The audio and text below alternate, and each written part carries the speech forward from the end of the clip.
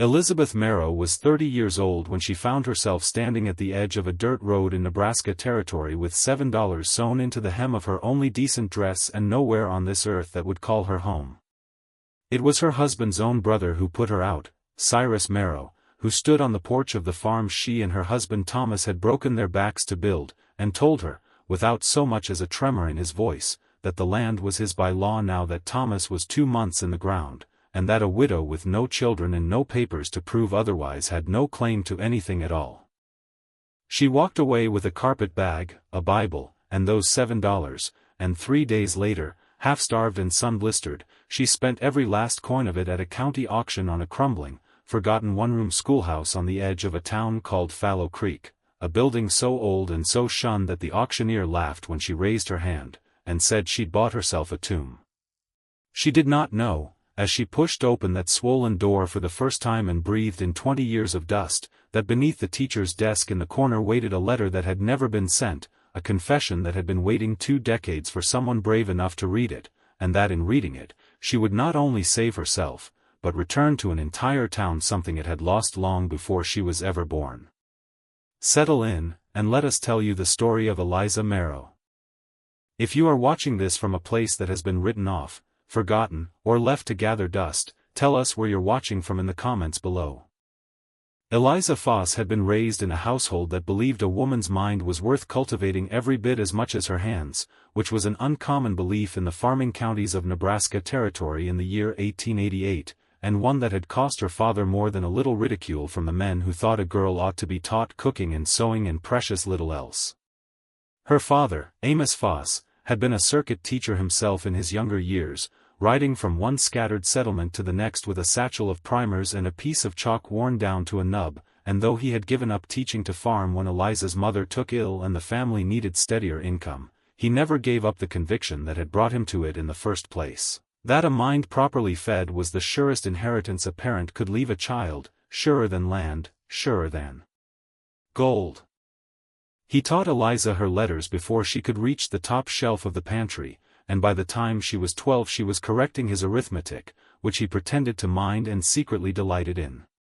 Her mother, Ruth, taught her the quieter arts that the frontier demanded and rarely praised, how to stretch a sack of flour through a hard winter, how to read the sky for a coming storm, how to mend a coat so the tear didn't show, how to sit with a frightened animal until it calmed. Between the two of them, Eliza grew into a woman who could recite scripture and quote figures and also deliver a breech calf in the dead of night without losing her nerve, and it was this rare marriage of learning and grit that would, though she did not know it yet, carry her through the hardest years of her life. She trained as a schoolteacher herself at 19, passing her examination in the county seat with the highest marks the examiner had seen from a female candidate that year, and she taught for 2 years in a small township before she met Thomas Merrow at a harvest social, a broad-shouldered, soft-spoken man who did not seem the least bit threatened by a wife who could out-argue him on matters of scripture and out-cipher him on matters of money. They married in the spring of 1883 and moved on to a modest homestead outside Fallow Creek that Thomas's family had claimed a generation before, and for 5 years Eliza set aside her teaching to build a household with him, though she never once set aside the belief her father had planted in her, that knowledge, once given to a person, could never truly be taken away, no matter how poor or how cast down that person became. She had no children, a private sorrow she carried quietly and did not often speak of, and so the schoolhouse she had once taught in, and the pupils she had once known by name, remained a tender place in her memory, a version of herself she thought she had left behind for good when she became a farmer's wife. She could not have known that this old, buried love of teaching was the very thing that would save her, nor that the values her father had pressed into her, that worth is not always visible on the surface, that the discarded and overlooked often hold more than anyone bothered to check, would one day be tested against a locked drawer and a stranger's unsent letter. The fall came suddenly, the way most true disasters do, arriving less like a storm you can see building on the horizon and more like a fever that seizes a person overnight. Thomas took ill in the last week of February, complaining first of a tightness in his chest that he blamed on the cold, then of a fever that would not break no matter how many cool cloths Eliza pressed to his forehead, and within 9 days he was gone, carried off by a lung sickness that swept through 3 homesteads that winter and spared no one it truly settled into. Eliza buried her husband on a gray morning with the ground still hard with frost, and she had scarcely finished grieving long enough to understand what had happened to her before Cyrus Merrow arrived at the farmhouse door with a lawyer from the county seat and a document that named him, as Thomas's only living brother, the rightful heir to the land, the house, the stock, and everything upon it, since Thomas had died without a will and without children to inherit in Eliza's stead. She had believed, as many wives of that era believed, that a marriage of 5 years and the sweat she had put into that land counted for something in the eyes of the law, but Cyrus's lawyer explained, not unkindly but not gently either, that under the territory's laws a widow without issue had only a limited claim, and that claim could be, and in this case would be, contested and overridden.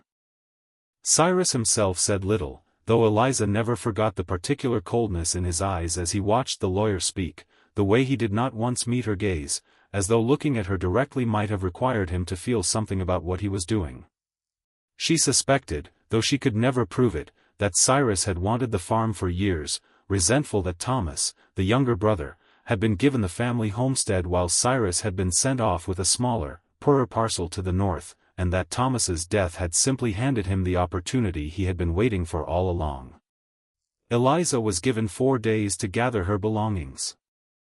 She sold what she could not carry, Thomas's tools, most of the furniture, a cow that had been more pet than livestock, and what she could not sell she gave away to neighbors kinder than her brother-in-law, until all that remained of 5 years of marriage and labor was a carpet bag, a Bible that had been her mother's, and $7 folded carefully into the hem of her traveling dress, sewn there by her own hand the night before she left, because a woman alone on the roads of the territory did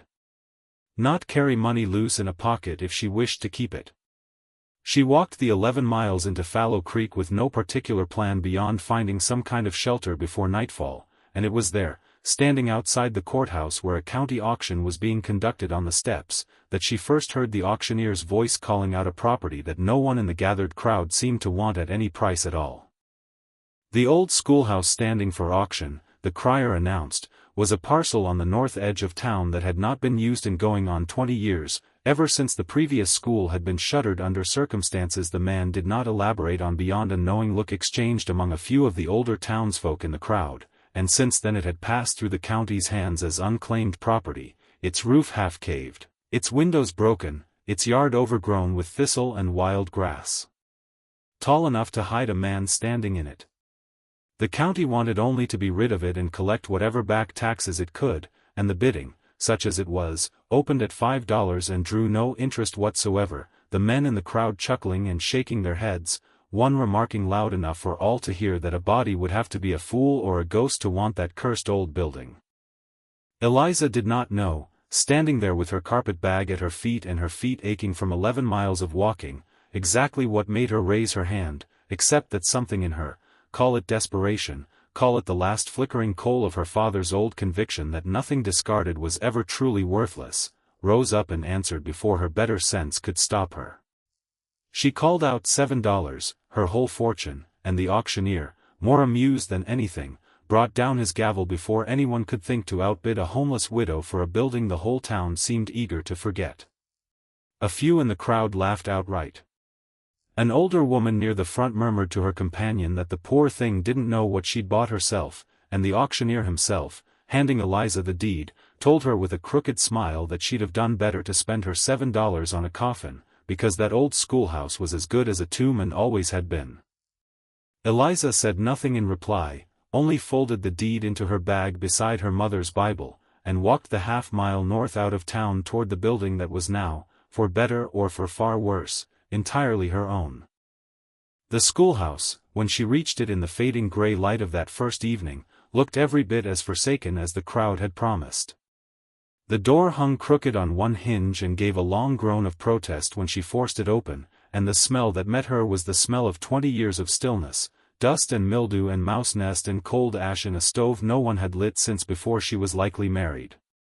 Moonlight came in patches through the broken windows and fell across rows of small wooden desks pushed askew, a slate board still faintly marked with letters some child had chalked there 2 decades before and never lived to erase, and at the front of the room, facing the empty desks like a captain still standing at the wheel of a ship long since run aground, sat the teacher's desk, heavier and finer than anything else in the room, built of good oak and carved along its edges in a way that spoke of a builder who had cared, once, about the dignity of the person who would sit behind it.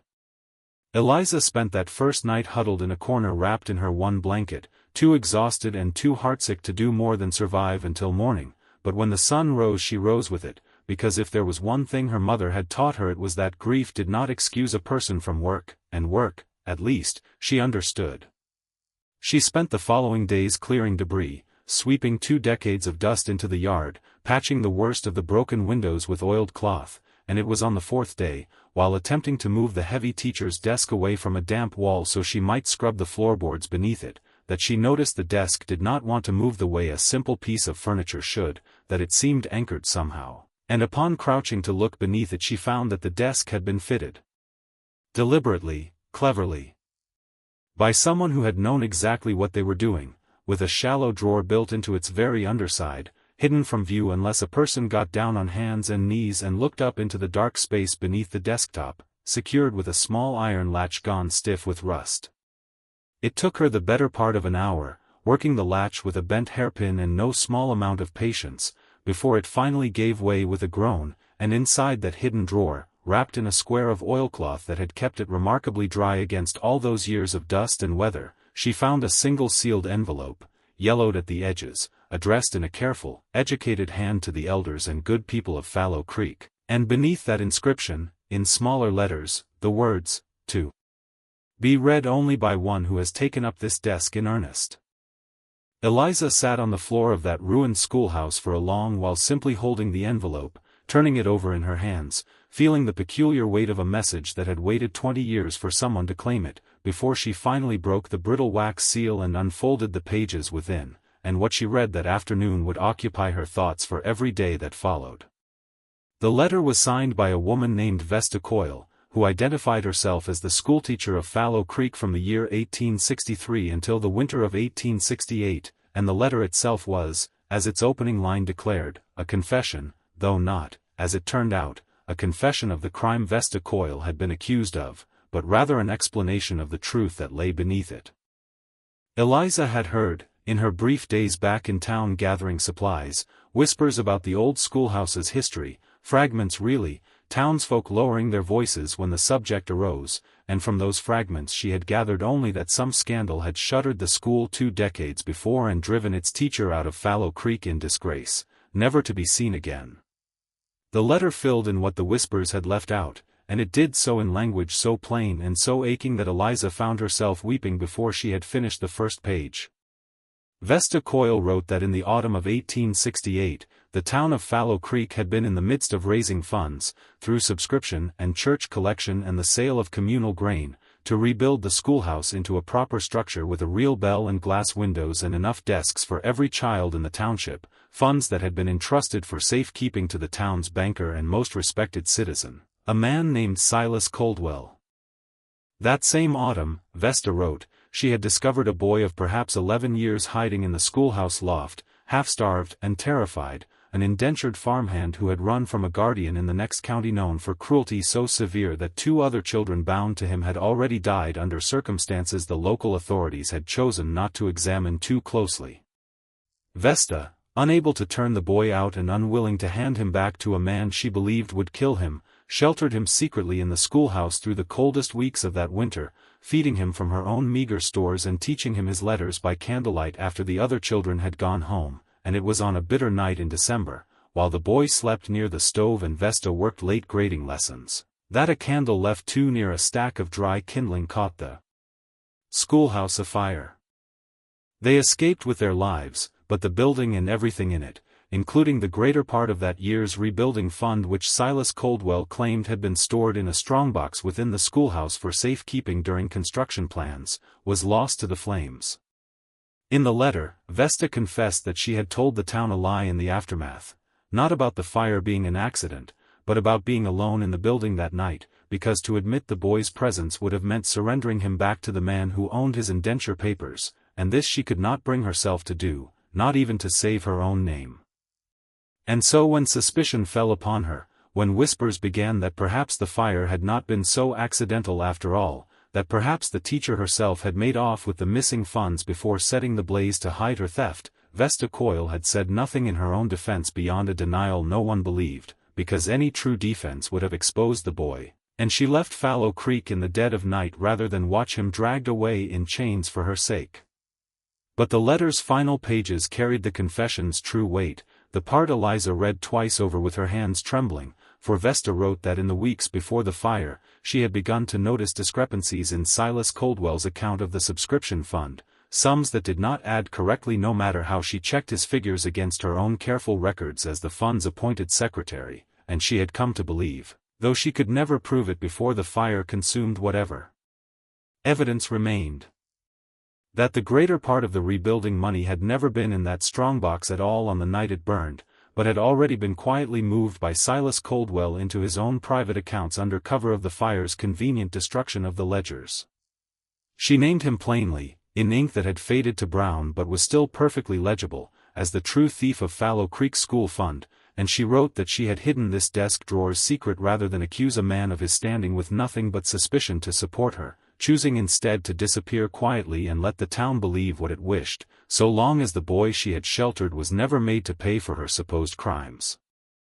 The letter ended with a final instruction, written almost as an afterthought, that beneath the old oak tree at the eastern edge of the schoolyard, wrapped and buried the same night as the fire before suspicion had fully turned toward her, Vesta had hidden her own careful ledger of the fund's true accounting, along with what few dollars she had managed to set aside from her salary that year, in the hope that someday, someone honest enough to dig would find it and know the truth.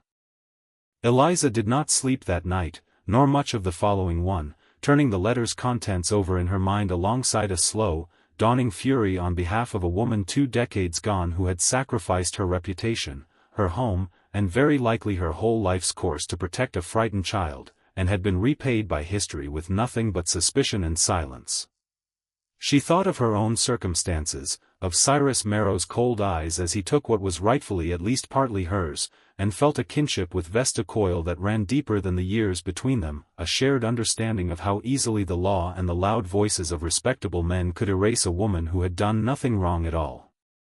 On the third morning after finding the letter, Eliza walked to the eastern edge of the schoolyard where a great old oak stood twisted and heavy with age, and though it took her the better part of a day with only a garden spade she had bought with money earned mending a neighbor's quilt, she finally struck something solid 3 feet down, wrapped thick in oilcloth and tar, and drew up a small iron box containing exactly what Vesta Coyle's letter had promised, a ledger, water-stained but legible. Its careful columns showing a fund that should have held over $400 by the autumn of 1868 dwindling, through a series of unexplained withdrawals in Silas Coldwell's own hand, to barely a third of that sum, and beneath the ledger, $31 in old coin, Vesta's own saved wages, left behind for whoever might one day need them more than a ghost did. Word travels quickly in a small town, and it was not many days before the whole of Fallow Creek knew that the widow who had bought the cursed old schoolhouse for $7 had found something buried in its yard, though the exact nature of what she'd found remained, for a time, her own closely guarded secret, shared only with the elderly Reverend Amos Pruitt, a kind and careful man who had known Vesta Coyle personally in his younger years as the church's junior minister and who wept openly when Eliza read him the letter, for he alone among the living remembered Vesta with unshaken affection and had always privately doubted the story that had driven her away. It was the Reverend who explained to Eliza something she had not fully understood, that Silas Coldwell had died some years before, but his son, Ezra Coldwell, now ran the town's only bank and held a controlling interest in nearly every parcel of land and every outstanding debt in Fallow Creek, and that Ezra had inherited not only his father's fortune but, it seemed increasingly likely, his father's willingness to let others carry the weight of his family's sins. When Eliza, with the Reverend's steady support, brought the ledger before the town council and laid out Vesta Coyle's confession alongside the buried accounting, Ezra Coldwell did not react with the shame a guilty man's son might have been expected to show, but with an anger that revealed, to those watching closely, exactly how much he understood was at stake. He declared the letter a forgery, the ledger a fraud cooked up by a desperate widow hoping to extort money from a respectable family, and he moved quickly and coldly to have Eliza's claim to the schoolhouse itself challenged in the county court, arguing through his own retained lawyer that the auction sale had been improperly conducted and that the land, given its history and its now apparent value, ought to revert to the county for a fresh and more carefully supervised sale, a maneuver so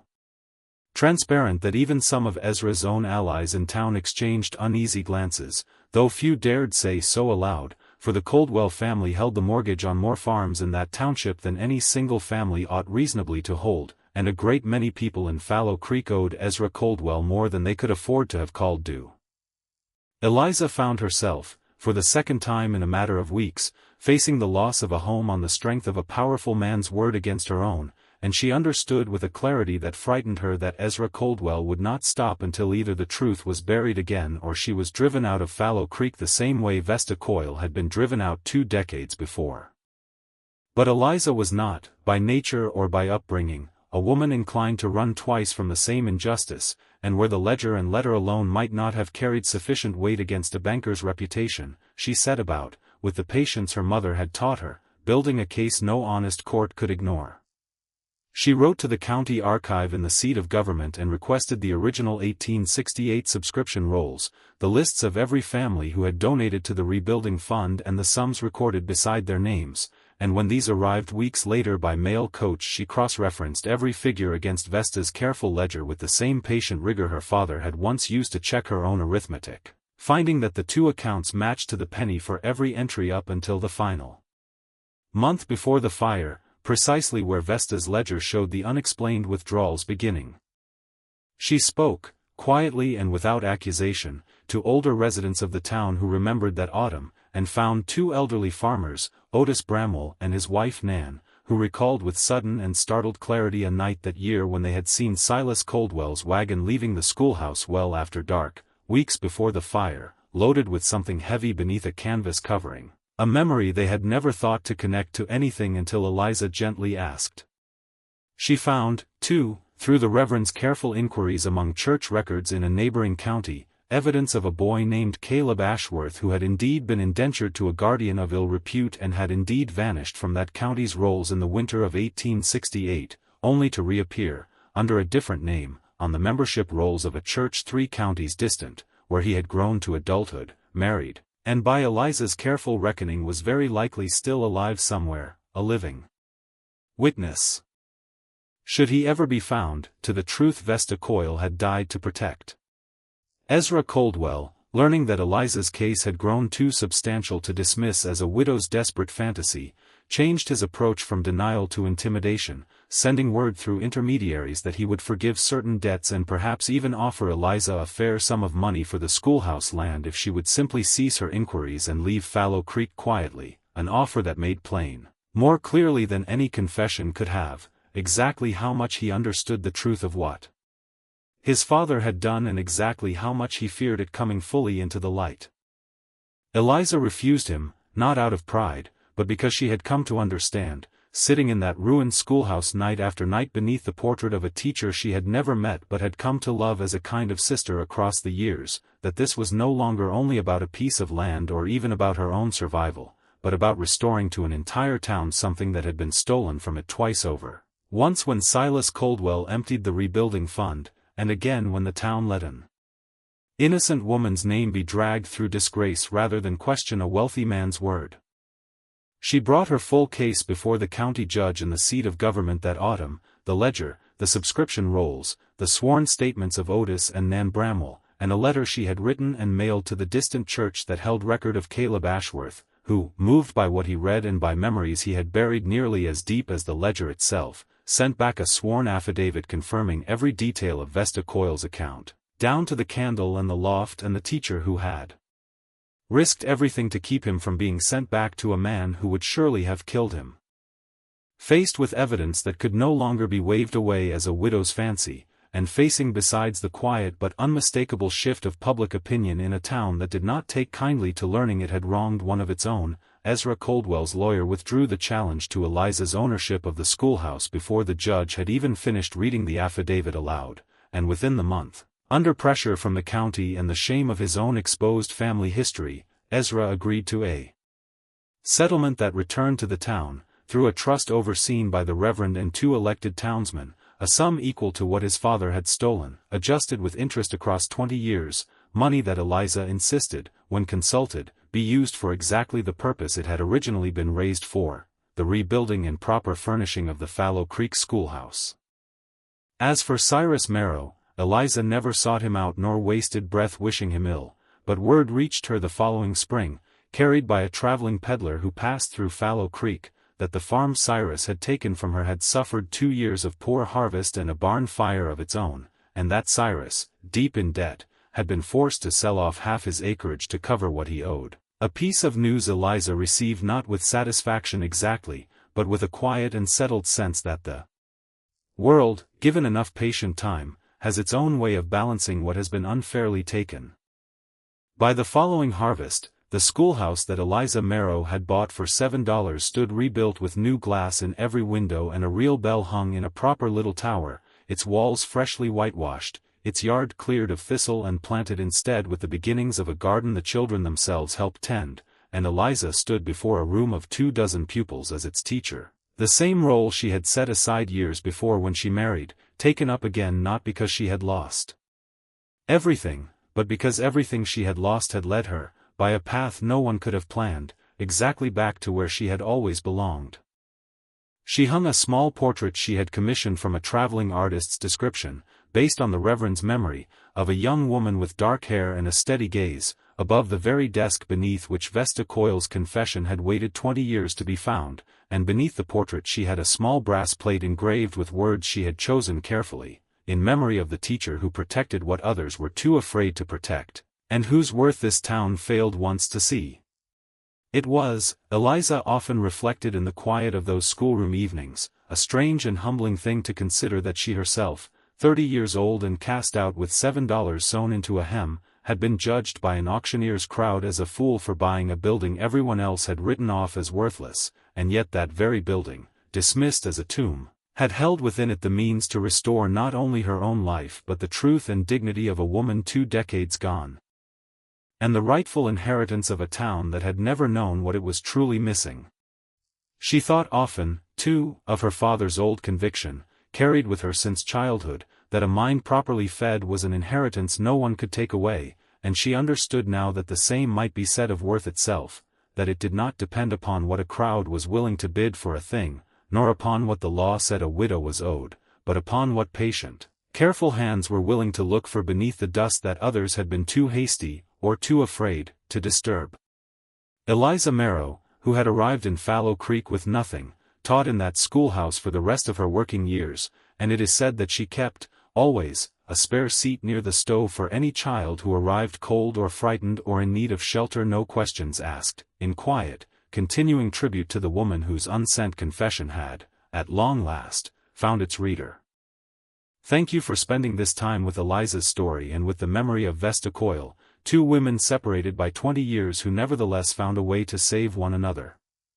We hope you'll consider sharing this story with someone who needs a reminder that what looks worthless to the world is not always worthless at all, and before you go, we'd love to hear from you. What is a time in your own life when you found real value in something everyone else had already written off? Tell us in the comments below, and if this story moved you, consider subscribing so you never miss the next one. Until next time, stay close.